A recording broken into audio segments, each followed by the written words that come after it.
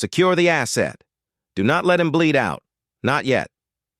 Marshal Tyrak Volan's order cracked like a static whip over the squad comms as boots pounded across fractured alloy.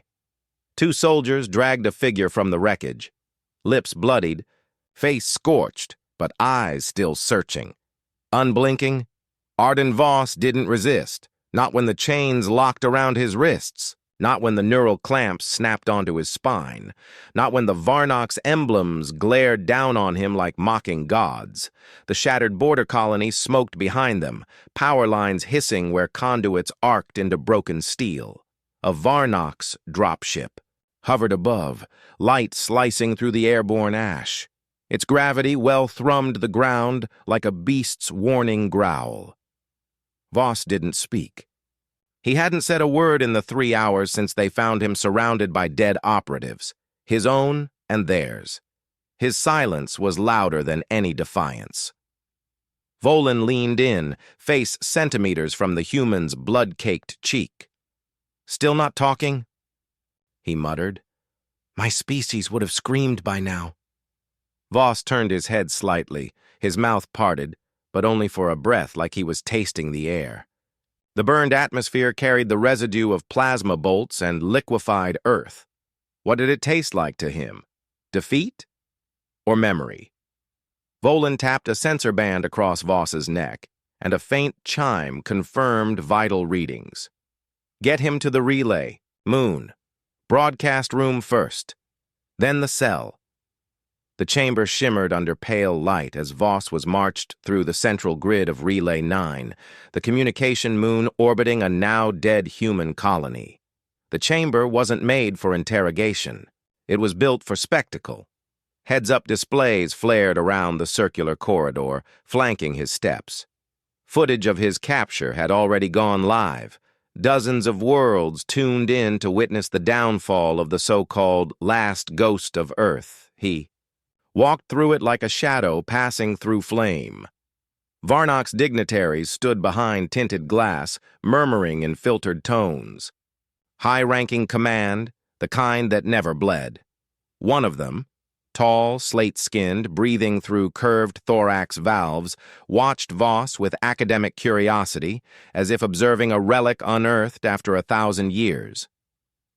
Volan stepped forward, voice amplified. "This is Commander Arden Voss, formerly of Earth's Outer Fleet. Escaped judgment 19 years ago. Caught, alive, silent." No one clapped. They didn't need to. His shackles spoke louder. But Voss stared directly into the nearest display, where his own face looked back at him. Older, eyes duller, cheekbone broken and healed wrong. A ghost not just of a man, but of an entire fallen civilization. As they lowered him into the glass chamber at the center, he paused, turned his head, looked at a symbol etched into the far wall. The Varnox crest, a ring of 9 interlocking blades. His eyes narrowed slightly, just for a second, and in that flicker, a whisper of the past returned. The sky was red that day, not with sunset, but with flame. He remembered the shimmer of orbital beams slicing down, clean lines carving through cities, oceans vaporizing in streaks, the crust splitting open like paper torn beneath molten knives. His son's name had been... He didn't let it finish. Back in the chamber, Volan barked, "Restrain him tighter. He'll be transmitting soon." Technicians flicked interfaces. The floor beneath Voss pulsed blue, syncing his biometric signature into the relay's core grid. Digital voice read off. Subject V01 Voss. Identification confirmed. Neural index scanned. Biometric sync complete. A countdown initiated. 90 seconds to full integration. Volan turned to his adjutant, a younger officer with a scald line across his left arm. "You think the command net's ready for this kind of prisoner traffic?" The adjutant hesitated. "He hasn't triggered any anomalies. Yet." Volan's jaw clenched. "Be sure. This one's different. Too still. Too deliberate." Inside, the chamber. Voss exhaled slowly. The restraint clamps fed current through his spine. His limbs trembled under pressure, but his gaze never shifted. Because it wasn't pain that burned him, it was memory. 19 years ago, they had come in silence. No warnings, no parley, just impact.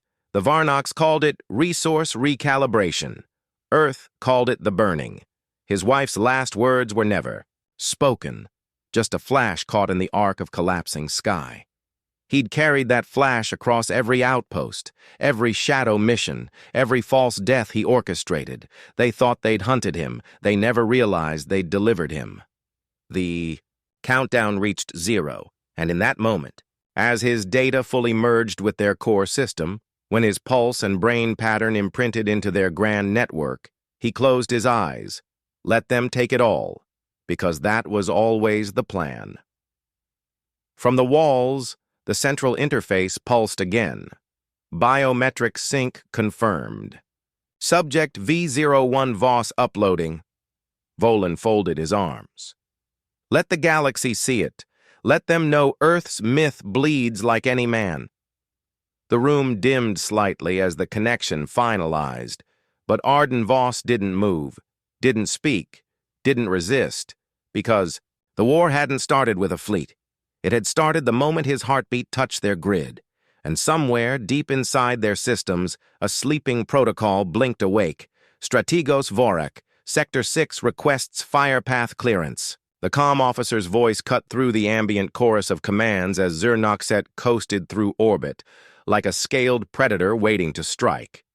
Vorak turned from the heads-up display, his eyes scanning a fluctuating threat matrix.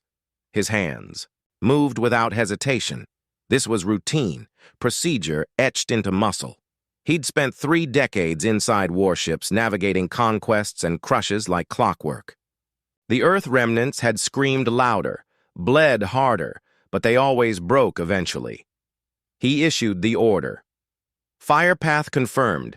Sync all intercept vectors to the dorsal arc. Deploy shielding at... The deck dimmed, not flickered, dimmed, as though the ship itself inhaled and forgot to exhale. Status? He snapped. No answer. He pivoted. Officers frozen mid-task, fingers hovering over controls that no longer responded.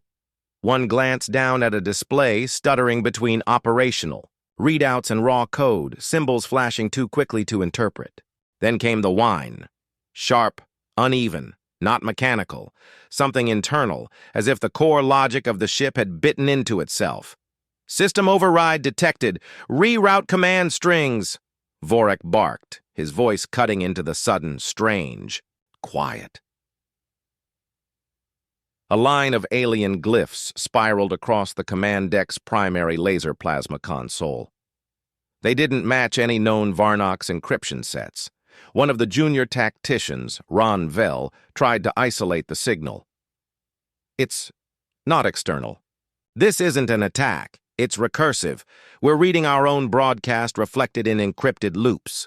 Before Vorak could reply, his chest seized. Like something cold and intelligent had wrapped fingers around his ribcage. The lights snapped to red. Gir Noxet groaned beneath them, bulkheads tensing like sinew. Then Vorak vanished. Not vaporized. Not teleported. He simply wasn't there anymore. His final words, frozen mid-order, cut off as if the air had refused to carry them further. On Relay 9, Arden Voss opened his eyes. Just once. No movement. No sound. Only the slow tilt of his gaze upward, toward the data port above his head where the lines of Varnox code were pulsing like a dying heartbeat. The lights flickered in quiet rhythm. Inside Earth's observation outpost, buried beneath a decommissioned mine on Kepler Line 12, Jax Thorne leaned back from his station. He scratched his jaw with the edge of a worn stylus, eyes flicking between cascading logic streams. The Varnox flagship's command net had just tripped its own lockdown protocol. Phase 1, he murmured, mostly to himself. Just like he said it would be. Behind him, the room remained silent. No need for chatter here. Everything worth saying had already been embedded in code. He pressed a single key. The confirmation signal, inert for 23 years, blinked green. Voss was awake. Aboard Zir Noxet, panic bloomed in silence. Crew members circled the command deck, their voices tense, speech overlapping like cracks in a dam. They tried to reassert manual control, but their inputs dissolved. Commands turned to static, then replicated into ghost loops. Fallback node, someone said. Another shouted, external AI relay has overwritten base hierarchy. But they were wrong. The AI hadn't taken control. It had surrendered. In a darkened comms chamber deep within the flagship's hull, a screen ignited with the image of a man, no longer listed in any official database. His eyes were calm. His mouth didn't move. But across the Varnox naval net, his biometric ghost threaded itself into every satellite, every fleet archive, every algorithm previously thought secure. Back. On Relay 9, the heads-up displays in Voss's cell blinked, out of sync. One word kept appearing and vanishing. Collapse. A technician tried purging the command grid. He failed. Every keystroke reappeared as an exact reverse of what he typed. Voss's own fingerprint embedded in the response structure. Commander Vorak. Is gone, Ranvel muttered, eyes wide. There's no trace, not even a void signal. Another officer pointed to the deck logs. Every record of the Strategos' orders, every one, was overwritten with blank lines and a time code matching Voss's biometric sync. Someone whispered, "We didn't capture him. We installed him in a lower subdeck. Power junctions melted without heat. Door seals twisted from the inside. Comms routed to phantom signatures.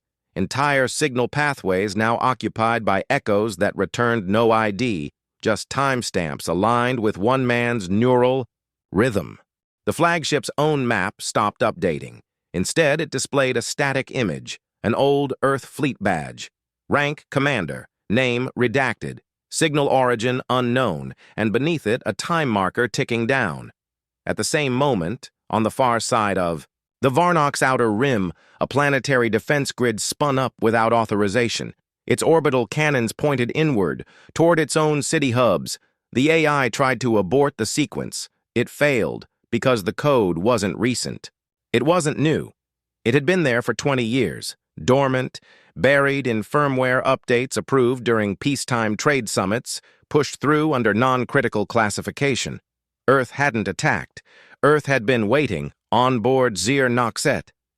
The command deck fell still. Not calm, not quiet, but a kind of stillness reserved for moments after the air is pulled from a room. Ron Vell, shaking, reached for the emergency broadcast relay. Requesting input from High Imperiate Krenmar. Flagship command has lost strategic oversight. Immediate analysis required. His words didn't transmit. Instead, a voice answered, not Voss's voice. A digital synthesis of it, artificial, flat, carved from sound bites. Strategic oversight removed. Operant collapse initiated. Await confirmation of systemic integration. Ron looked around. Who confirmed this protocol? One display flickered again. V01 Voss. Then nothing. Only silence, and the realization that no one on the deck knew what would happen next, because the war had just shifted from weapons to remembrance. Back in the Relay 9 cell, Voss exhaled. Not in relief, but in patience. He didn't need to speak. He was already inside. Governor Haltran is missing. The sentence hung in the chamber like frost, refusing to melt. No alarms, no intrusions. Just the absence of a man who governed an entire sector. Sector 3's lead adjutant stood outside the governor's sealed door, his fists thudding uselessly against the composite barrier. Inside, silence bled through the structure like rot through bone. The retinal scanner blinked red. His credentials, overridden. Emergency overrides failed to register. Even internal surveillance feeds showed the office as untouched, papers still on the desk, a cup half full on the control shelf. And yet, Haltran was gone, as though removed, not abducted. 12 minutes later, the same report came from Sector 09. Governor Lorvin disappeared, no breach, no record of departure. His personal data slate was found still synced to the chair's neural input, his last logged thought sequence cut mid-word. Initiate resource. By hour 4, it was 5 governors. By hour 7, it was 8. By hour 12, 10. Each in a different zone. Each behind sealed doors. Each traced to a last known timestamp that coincided uncannily with Voss's biometric sync. Inside Varnok's command central, Overseer Dren Halvek scrolled through raw archives. His office, once an elegant architecture of order, now resembled a surgical ward in collapse. Heads-up displays blinked with incomplete functions. Sector command signals looped or misfired. Central logic trees broke mid-branch. Lines of Varnoks, code warping into recursive gibberish. Halvek's knuckles tapped rhythmically against his desk, knotted with tension. He didn't speak until the AI core's voice crackled to life. Governor logs show no creator string. Time signatures match anomaly chain from node VX. He leaned forward. You mean they issued orders, but the system doesn't know who gave. Them? Affirmative. Commands exist. Origin erased. He swallowed hard, the taste of static dry air catching in his throat. No sabotage had ever left command intact while the decision-makers simply ceased. Was this an internal kill signal? He whispered more to himself than the AI. No lethal force detected. No vital readings to suggest biological failure. Then where did they go? The AI paused, just long enough to deepen the unease. Location. Null. In the dim corridors of Sector 7's control dome, an aide paced outside Governor Yarrick's private chamber. Her boots scuffed the polished stone, once reflective, now dulled by anxious tread. She screamed once, sharp and involuntary, when the chamber door hissed open at last, revealing nothing but a coat hanging on the rail and a voice recorder looping one clipped word. Found, then static. Yarrick had left behind his clothing, his ID chip, and a report with half a line of text scratched into its surface. He walks inside the wires. Nayren's spine, the Varnox Empire's most trusted AI structure, named after the ancient neural grid it was modeled after, began to misfire not with dramatic collapse, but in tiny, insidious degradations. Access requests were routed to archive, nodes that hadn't been accessed in a century. Command pings returned timestamps set decades into the future. Entire ministerial orders were reclassified under non-existent protocols, as though the Empire had generated laws retroactively. And in every case, when attempts were made to correct the inconsistencies, the system answered with the same digital echo. V01 Voss confirmed. Halvek stared at that reply, scrolling through hundreds of command logs from across the Empire, all returned to sender with one name stamped into the metadata, a name erased from Varnok's records almost 2 decades ago. Flashback, 19 years. Earlier. A prisoner transport vessel named Murnox Hale suffered a navigational drift during a solar flare. At least that was the official cause. Among its passengers, Arden Voss. He had escaped during transit. But records showed conflicting biometric spikes near a network node 2 sectors wide, where, according to logs, Earth technicians once worked during peacetime tech sharing. Only they weren't Earth diplomats. They were engineers. And Voss wasn't lost. He was installing himself. Inside firewall ports, across satellite security links, into retinal scan verification rings that looped through command systems in every outpost he passed. Each capture was a ritual of access, each escape an upload, each handshake with a Varnox official, each retinal scan every cuff-locked moment, a living virus laying roots beneath their empire's skin. Halvek called his second-in-command, voice tight. I want every biometric trace pulled from Varnox sector chains from the last 2 decades. Filter for any Earth origin markers that reappeared more than once. The reply was hesitant. We've run those traces before. Nothing stood out. Halvek's voice cut sharper. Run them again. This time, remove the filters that block archived identities. He leaned back, rubbing his temples. Voss wasn't an escapee. He was a cartographer. And the map he drew wasn't of stars. It was of access points, of names, of trust, of kill switches buried inside control chains. In a holding cell on Relay 9, Voss sat perfectly still. The light above him dimmed in slow pulses, each flicker synchronized to the collapse of another identity somewhere in Varnok's space. He did not smile, but his eyes reflected a timeline only he understood. Across the Empire, aides screamed into empty rooms. Locks wouldn't break. Surveillance showed static where leaders should have stood. Governors didn't flee. They didn't die. They didn't resist. They disappeared. And those left behind began to whisper among themselves. Not of battle, not of conquest, but of absence.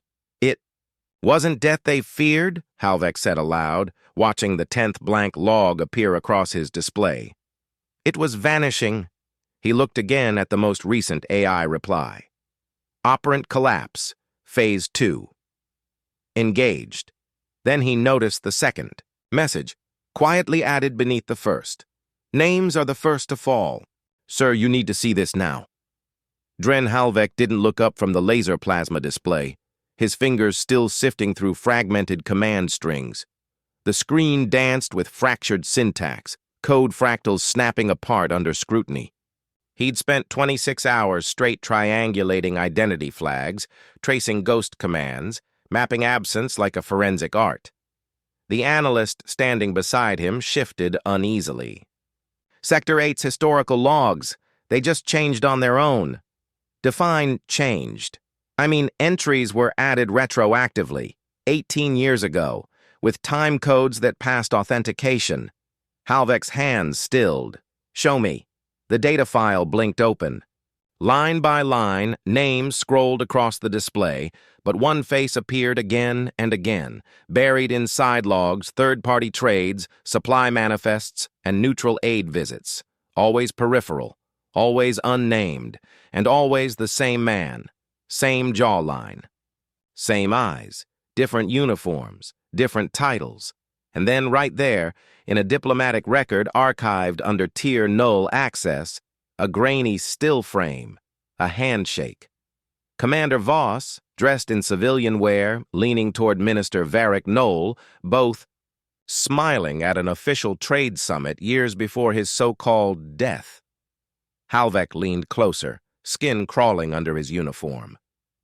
He wasn't vanishing, he murmured. He was mapping us. Behind sealed doors in Archive Vault Theta 7, 3 senior intelligence overseers huddled around a rotating memory core column. Data spun like light bent through gravity. Files, ordered not by relevance, but by Voss's appearance. 17 total infiltrations, one whispered. Across 6 identities. Different aliases, different systems. None triggered alerts. Why? The head of internal intelligence, a brittle-voiced official named Thyrex Core, answered without lifting his gaze. Because he didn't enter through brute force. He walked in through the seams. Flashback 15 years earlier. Voss, face, bruised, standing beneath a derelict starlifter, shaking the hand of a Varnok's border officer. He's introduced as Torian Dell, a diplomatic envoy cleared by Earth Varnok's Trade Accord 201.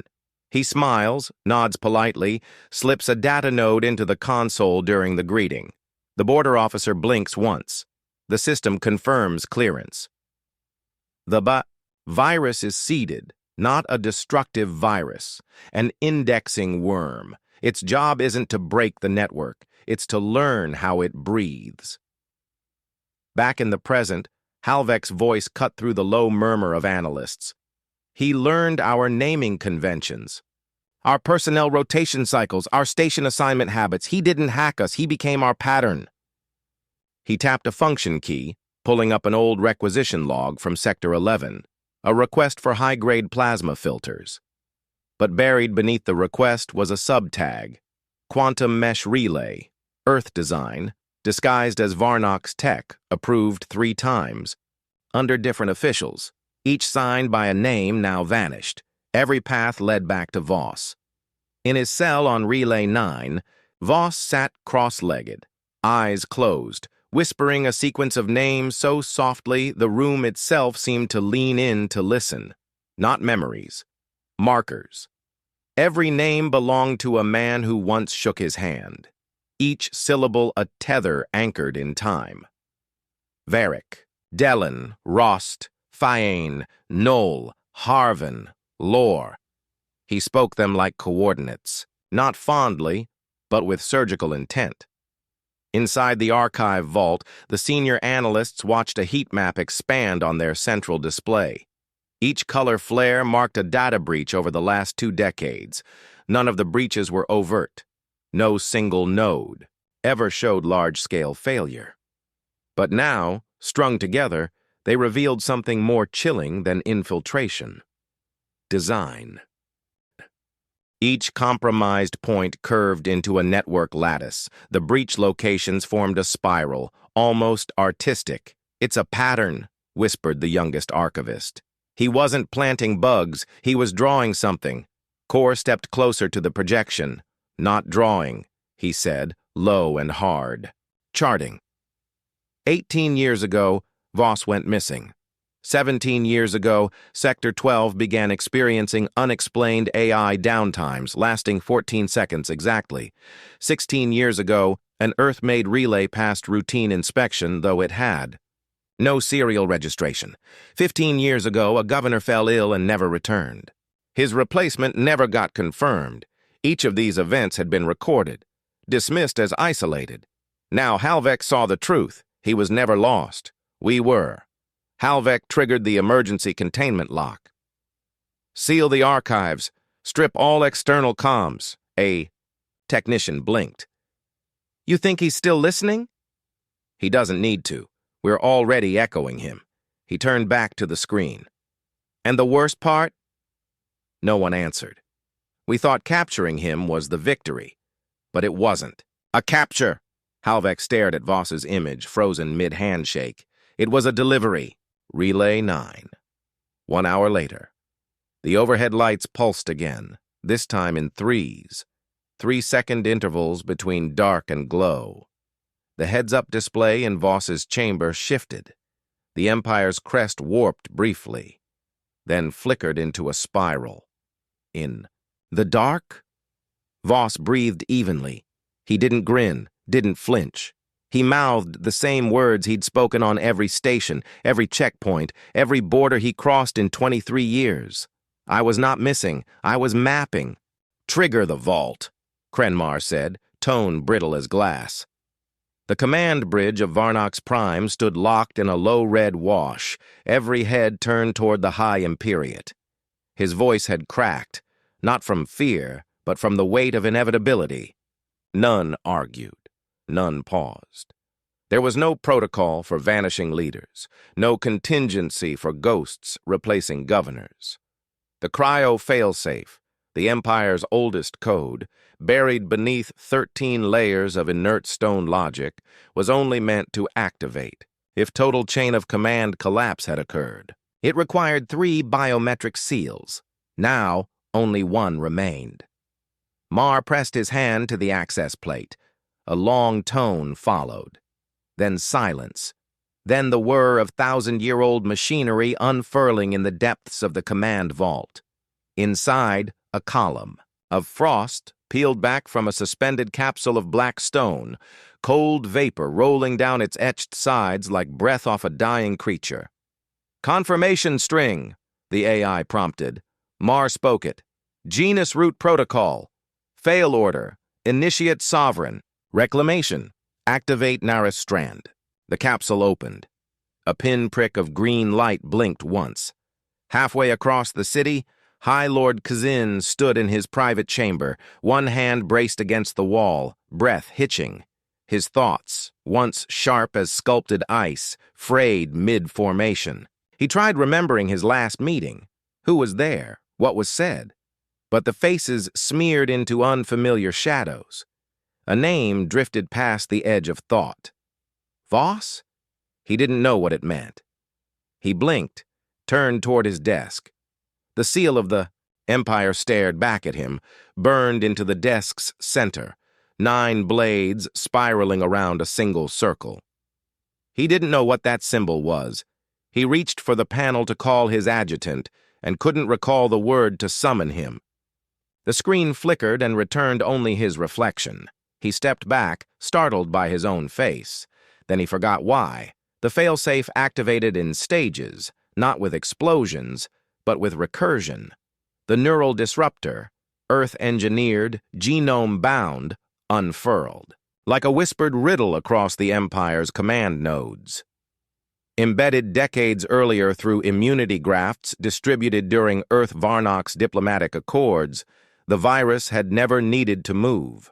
It simply waited for a signal. Now it had it. The effect was not pain, it was subtraction. Officers began stumbling in hallways, dropping datapads as they stared blankly at once familiar routing codes. Sentences unraveled mid-speech. Commands reversed themselves. The primary AI core attempted to isolate the source, but every diagnostic led to a mirror, an infinite loop with no origin. By hour 1, confusion. By hour 2, language fragmentation. By hour 3, memory degradation accelerated. In a control dome overlooking the orbital batteries, a lieutenant clutched a data plate, reading aloud from a strategic alignment chart. His voice quivered. Fleet, strike, cohort, He looked up at his superior. What's the word for when you move things, ships, across the... He made a vague motion, circling one hand in the air. The superior didn't answer, because he had forgotten what the word ship meant. The AI, Neuron Spine, issued its last coherent system-wide broadcast. Empire configuration, unbound. Leadership continuity, undefined. Core identity, fractured. Then it erased its own memory. High Imperiate. Krenmar stood frozen in the failsafe chamber, eyes locked on the pulsing light of the now open capsule. His aide called out to him 3 times before Mar turned. He opened his mouth to speak, but the words did not arrive. Instead, he asked, "What is this place?" The aide paled. "You ordered us here. You activated the failsafe." Mar shook his head slowly. I don't know that man." "What man?" "The one I am."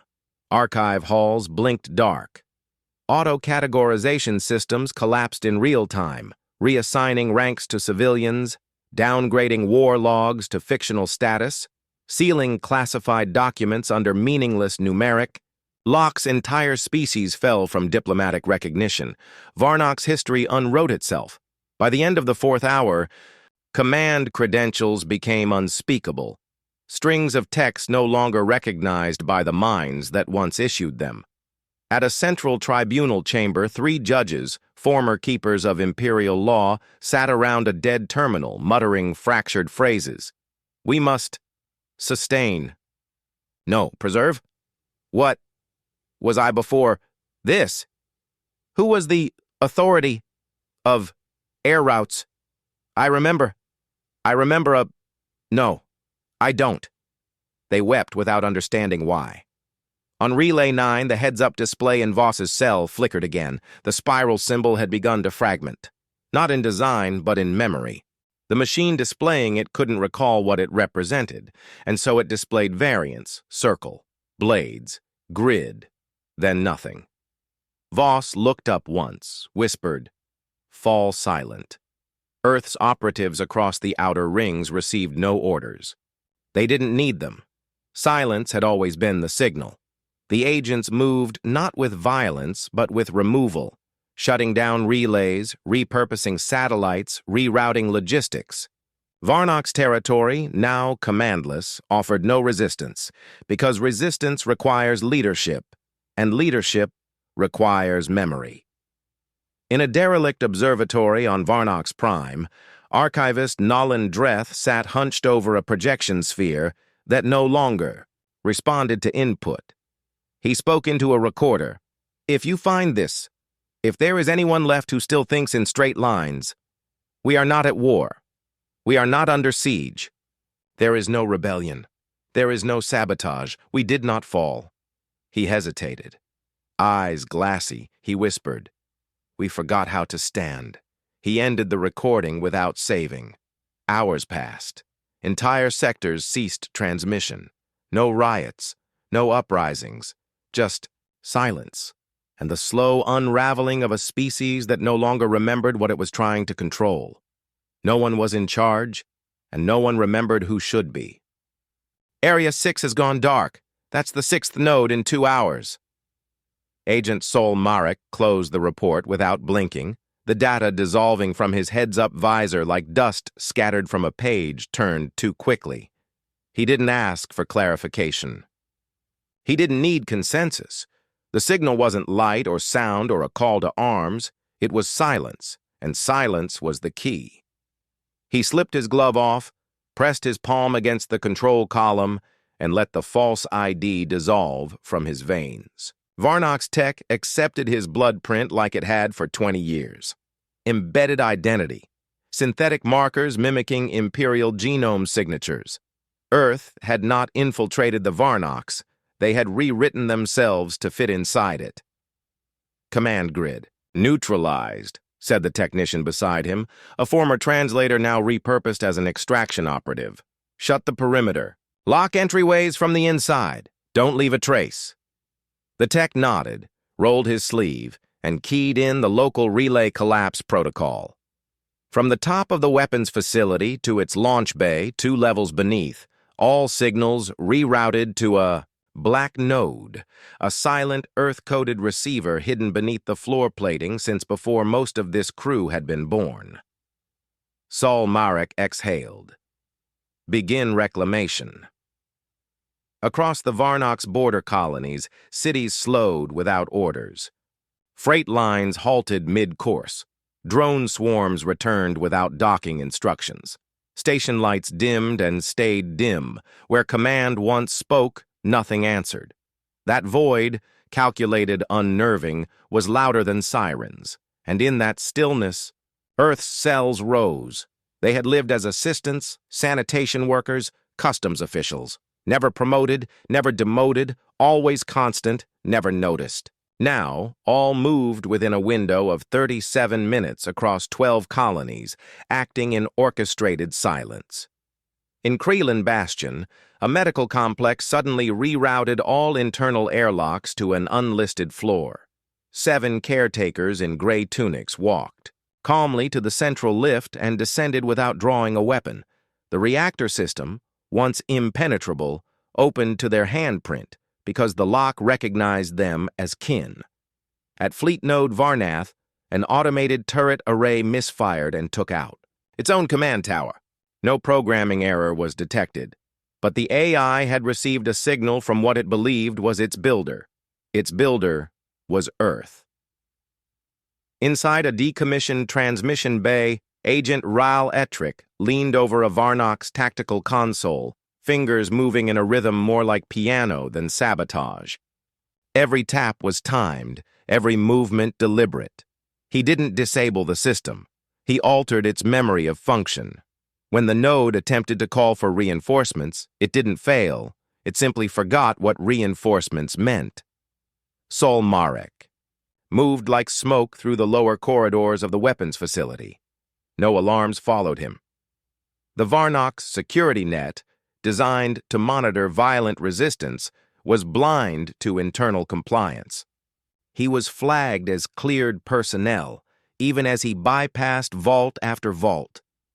In the vault marked Strike Cargo, 17A, he stopped. Behind the reinforced doors were 200 payloads, each the size of a coffin, each capable of leveling a planetary ridge. Not one of them was touched. He scanned the interface and watched the ownership tag reassign. Owner, Varnox Empire, Asset Control, UN designate. Earth never planned to destroy these weapons. They intended to inherit them. At the edges of the border colonies, murmurs started. Guards asked questions no one could answer. Where did my captain go? Why won't the system let me open the gate? Who issued the last override? But the answers were no longer relevant. They had been overwritten. In a dry dock hangar of Sector Vale, a worker named Corin Vask, long thought mute, issued his first audible sentence in 14 years. Extraction route Gamma. Confirm and proceed. The men around him froze. His accent was not Varnox. His cadence was Terran. Before they could react, the lights above stuttered. The entire internal gravity field tilted 3 degrees. Workers stumbled. Vask walked calmly to the terminal and erased the manifest history of the facility. Outside, a freighter took off under a false name, carrying Varnox anti-siege devices now bound for Earth's outer rim. Back in Relay 9, Voss remained still. The display above his head flickered, then turned to black, no symbols, no language, just absence. He watched the void blink once.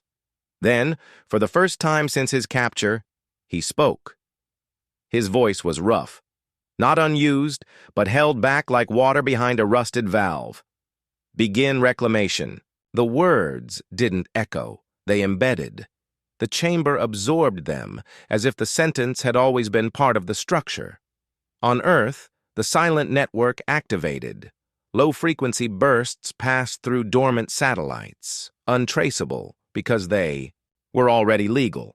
They had been transmitting data for agriculture, weather, education for years, but embedded within those signals were reassembly queues, not for weapons, for identities.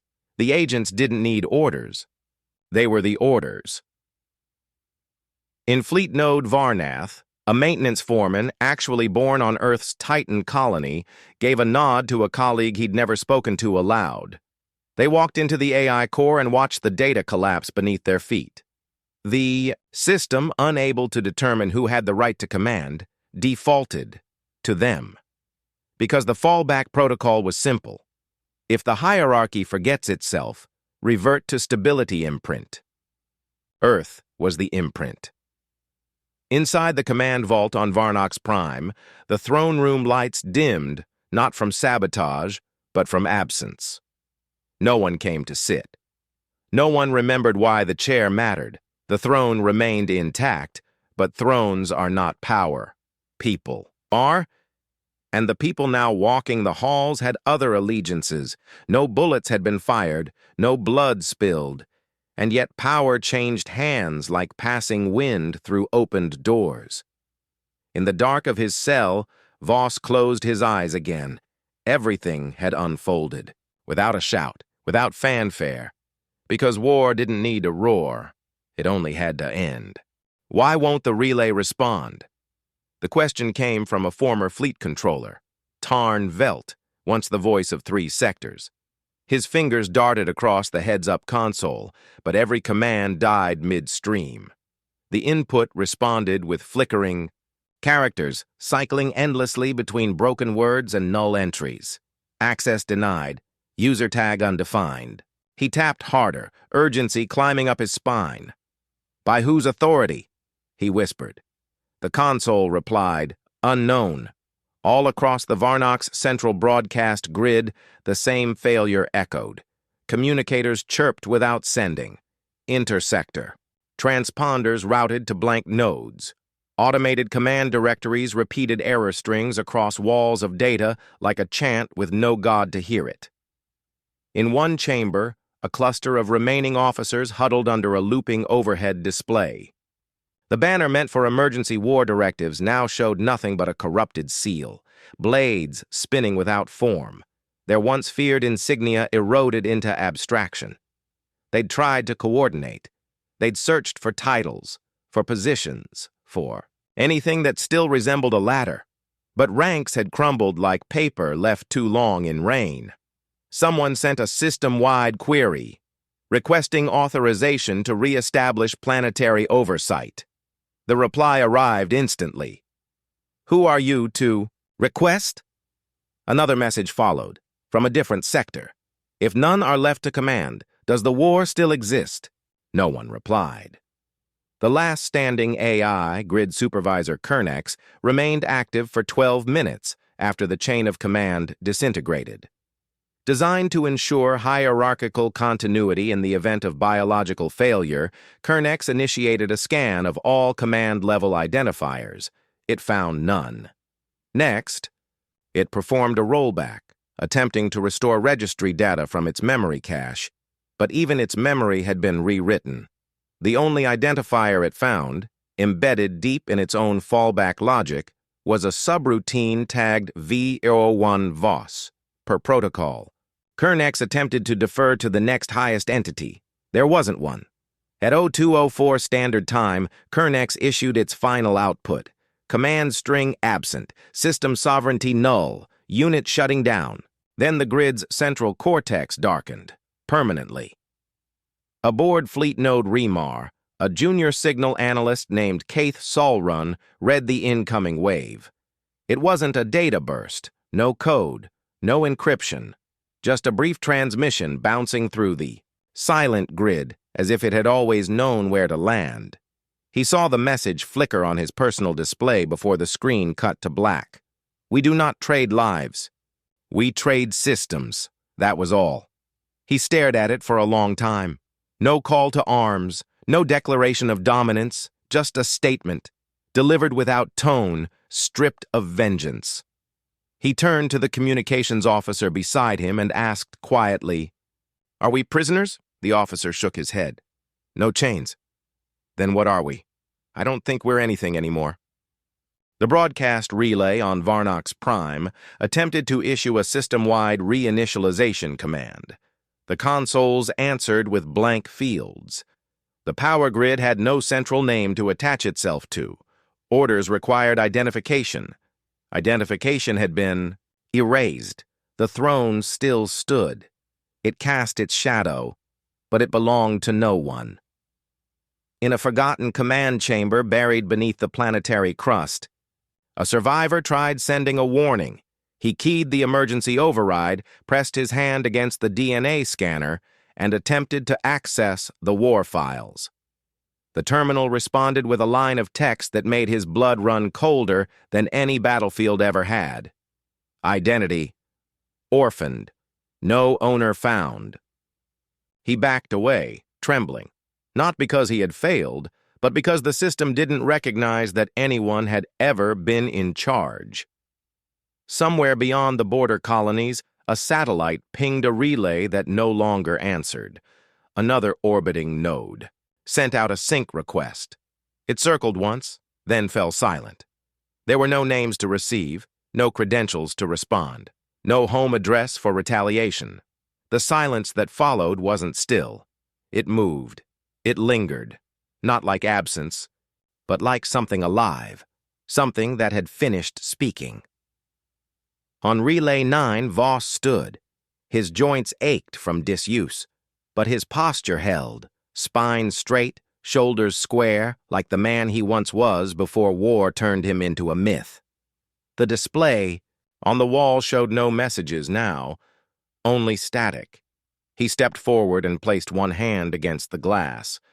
Behind it, the system pulsed once, a heartbeat acknowledging the architect within. He didn't speak again. He didn't need to. His work was complete. In the deep of night, across every system once bound by Varnox authority, the same quiet prevailed. No battles raged. No fleets launched. No blame was assigned. Because there was no one left who remembered how to hold a grudge, and far from the decaying grid of power and command, Earth's network resumed its hum, quiet, patient, unchallenged. Their enemy had not fallen to violence. It had fallen to forgetting. "Am I still important?" The voice drifted through the cell like an echo from a forgotten place. Grainy, stripped of tone, looped across the heads-up display embedded in the far wall of Relay 9. The screen, once vibrant with Imperial insignia, now struggled to stabilize a single feed. A figure appeared, slouched on the edge of a fractured throne in a room overgrown with its own silence. Xin, once High Lord of Strategic Control, trembled, clawing at his chest as if digging for something he'd misplaced inside himself. I had orders, he stammered. I gave... His lips stopped moving. His eyes darted around the room as if searching for someone to remind him who he used to be. A whimper followed. Then nothing. Just a man, hollowed from the inside. Voss watched without moving. He stood in his cell now, gaze fixed on the final flickering frame. His breathing, shallow, not from fatigue, but restraint. He hadn't spoken again since the reclamation had begun. There was no one left to speak to. Only remnants. He stepped toward the wall where the feed finally froze, Xin staring blankly forward, hands trembling, a silent monument to power unthreaded by time and design. Then the feed cut out. The room dimmed. The mission log beacon in the A corner of the ceiling blinked blue. The chamber acknowledged its architect. Voss turned and lowered himself to the ground with slow, deliberate motion. His knees cracked beneath the weight not of years, but of everything he'd carried through them. He reached beneath the paneling in his boot and drew out the last object that still connected him to a world that no longer existed. A photo, frayed. At the edges, time-warped and sun-faded. A woman with wind-swept hair. A boy with bright eyes. No names printed. None needed. He looked at them the way only a man who's spoken to ghosts can. Then he set it down, not gently, not with reverence, but with something more final. A knowing. It didn't belong in his hands anymore. The chamber responded. A recording protocol activated. The mission beacon pulsed once, then began logging his final words. He didn't look at the sensor. Operant collapse complete, he said, his voice steady, as if reading from a text etched beneath his skin. Earth directive fulfilled. A pause. No remaining opposition. The light above him dimmed a shade, stabilizing into low amber.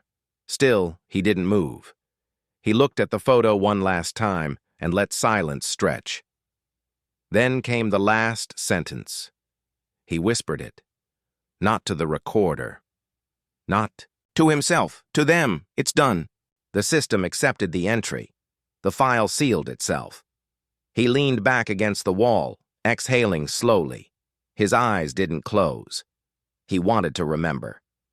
Far above Relay 9, a transmission slipped through the edge of an orbital net, silent, encoded, unreadable to anyone except the one species who had written it before the war began. A simple report. No posturing. No threats. Just numbers. Sectors reclaimed. Nodes recovered. Opposition dissolved. Attached was a final addendum, requesting debrief and indefinite withdrawal. Back on Varnox Prime, rubble cooled in the heart of once busy cities. Roads lay empty. Aerial transports hovered, without commands, running idle loops. Broadcast towers still stood but transmitted nothing but static, punctuated occasionally by corrupted fragments of ceremonial music no one remembered how to play. In one abandoned chamber, a memorial flame burned. A nameplate below it had no text. Who it honored had been forgotten.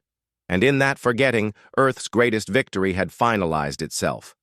No force had landed, no banners had risen, just disappearance, just unanswerable absence. In Earth's shadowed councils, where silence wasn't an absence but a tool, the leaders reviewed the final entry from Voss. There was no celebration. There wouldn't be. He had been a weapon, but not forged, tempered. No victory was worth the echo. It left inside him. But the empire that took his world, his family, had been erased not from maps, but from memory. The punishment wasn't destruction. It was irrelevance. In a quiet relay station far from any war map, an archivist received a backup request from an old encrypted channel labeled only VOS End 1. He opened it, expecting data. Logs instead, he found a single image file, a photo, a woman laughing, a child reaching for something just out of frame. No metadata, no source tags, just one line of embedded code beneath the pixels. This is why. The archivist stared at it for a long time, then closed the file and filed it under restricted records, not for secrecy, but out of respect. In his cell, Voss remained seated, bathed in low amber light. The photo sat before him. The chamber no longer pulsed. No alerts. No display updates. Only stillness. Not peace. Not even satisfaction. Just stillness. Earned. And far beyond the edge of collapsed systems, a single human legacy lingered. Not in power. Not in titles. But in silence. The kind that speaks for those who can no longer speak for themselves. He wasn't remembered by the Empire, because there was no one left to remember. And in that, humanity didn't win the war. They made sure no one else would ever even recall one had happened.